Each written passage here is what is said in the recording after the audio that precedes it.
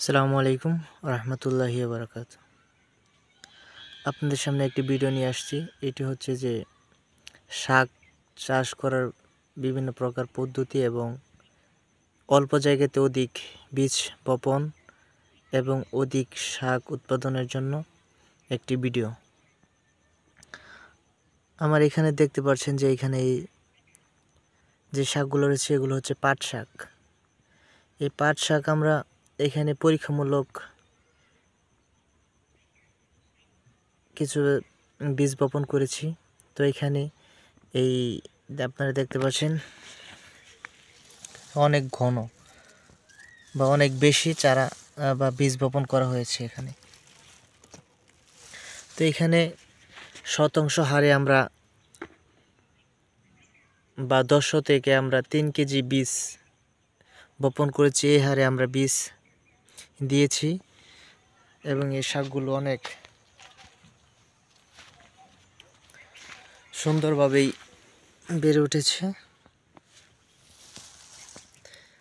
আর এই বয়স হচ্ছে যে এই 25 থেকে 26 দিনের মতো আর কি বয়স। আর এই অনেক জোপালো হয়েছে।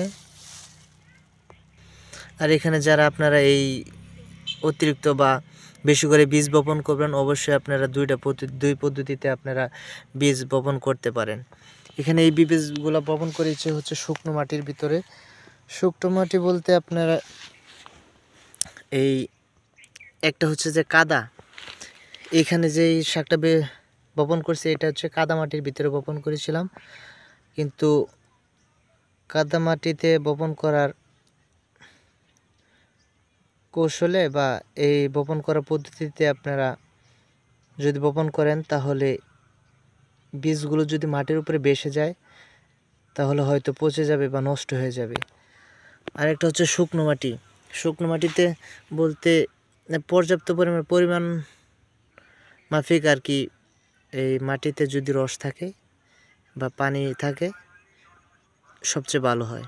তো এই যে এটা একই দিনে একই সময়ে বপন করা হয়েছে। তো এটা হচ্ছে যে একটু খাটো বা বেশি বৃদ্ধি পায় না। আর যেটা আপনার শুকনো মাটিতে হয়েছে এটা একটু বেশি বৃদ্ধি পেয়েছে। আপনারা যদি 10% যদি 3 কেজি হারেও যদি বপন করেন তাতে ক্ষতি নেই। বেশি পরিমাণে গোবর এবং ভার্মি কম্পোস্ট, ডিএপি, টিএসপি এগুলো সার ব্যবহার করে যদি অতিরিক্তভাবে বীজ বপন করেন ইনশাআল্লাহ শাকও ভালো হবে এবং বেশি হবে কিন্তু নষ্ট হবে না। অনেকে মনে করেন যে আপনি অতিরিক্ত বীজ বপন করলে ক্ষতি হবে, তা হবে না।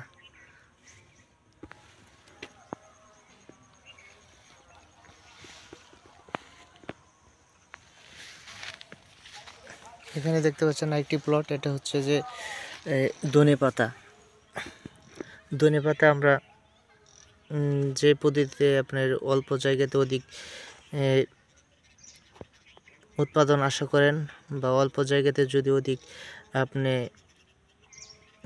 ফসল আর কি পাওয়ার জন্য যদি বপন করে থাকেন তাহলে আপনি দেখেন এখানে আমরা দুই পদ্ধতিতে আপনার এই ধনেপাতা চাষ করেছি। একটা হচ্ছে যে আইলের মতো করে মাঝখানে আইলের মতো করে বপন করেছি এবং এখানে যেটা বপন করেছি এটা হচ্ছে যে একটি গর্ত করে প্রতিটি গর্ততে আপনার 6 থেকে 8টি করে বীজ দিয়েছিলাম। 6 থেকে 8টি সব একসাথে হয়েছে। তো একসাথে হওয়ার কারণ হচ্ছে যে আপনি 2টা 3টা গর্তের যে এই